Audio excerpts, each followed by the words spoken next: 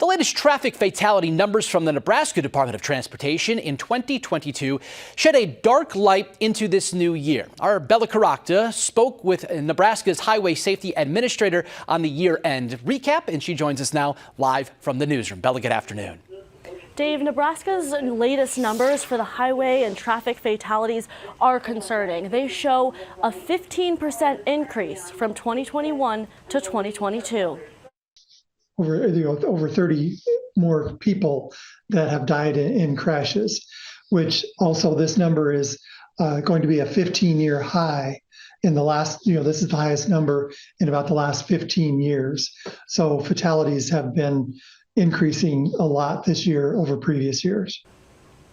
And the Highway Safety Administrator shared some of the top reasons that is. The first, impaired driving.